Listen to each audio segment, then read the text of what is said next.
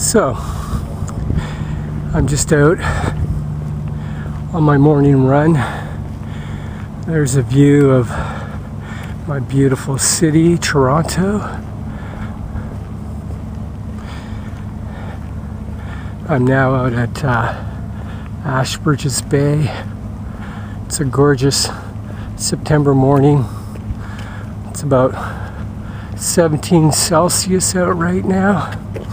So, very comfortable temperature to be running in. And yeah, so this is a part of my morning routine. How I usually start the day is, let me just flip that over.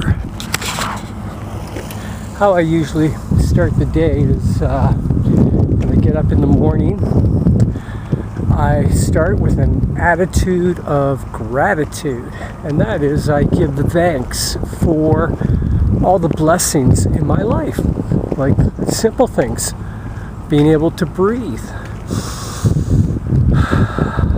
We take that for granted, but if you ever have a lung condition, then you realize how valuable something as simple as breathing is.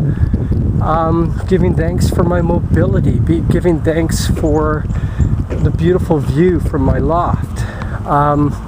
Whatever, every morning it's something different. Giving thanks for my children, but having an attitude of gratitude is a great way to start off the morning.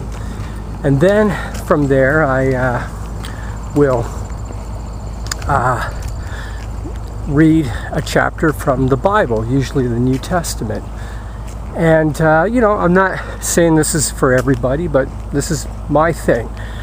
And that basically reminds me of what's important in life, and that is love, compassion, tolerance, and peace. And those are principles that we should embrace and want in the world.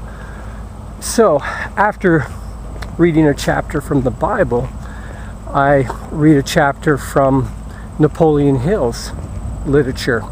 Now, if you don't know Napoleon Hill, he is one of the early pioneers of living life through a positive mental attitude. And I think all the motivational coaches and speakers today, their material, although they get into more different nuances and try to make it more relevant for today, it's all there in Napoleon Hill's writings. And so that helps me. I've learned a lot from Napoleon Hill's writings, and it helps me to, I've trying to reprogram my mind to think more positively about everything. So after I do that, I get ready and I go out for my morning run, and that's what I'm doing right now, although I'm walking at this point because if I'm running, the camera tends to go all over the place. So yeah, I've run out to Ashbridges Bay this morning. This is just one of my short runs, about 7 kilometers, and I'll be stopping at a little spot over here. It's a rock cobble beach, and I'll spend about 15 minutes out there, maybe 20 minutes, and I sit down on a rock there and I meditate. And that is important too. It just helps me to empty my thoughts and sort of get centered again. And that's it. And then I get up and I run back home. Now, I forgot to mention that in the midst of all of that, I do have a green smoothie in the morning as well, which usually consists of kale, pineapple, and bananas. Sometimes I'll add apples or something else to that mix, but that's usually it. And then when I get home from my run, I will probably eat, I don't know, maybe half a dozen bananas or something. So that's it. That's my morning.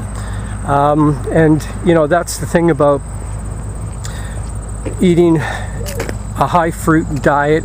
There's more to it than just food. You should exercise, or you should be physically active. Exercising me, you know, sound like hard work, but be active physically on some level. You don't have to be an athlete, but do something. And also do something for your soul as well. Find something bigger than yourself to believe in. And you know, this is all a part about it being a whole and balanced person. So here, I'm going to just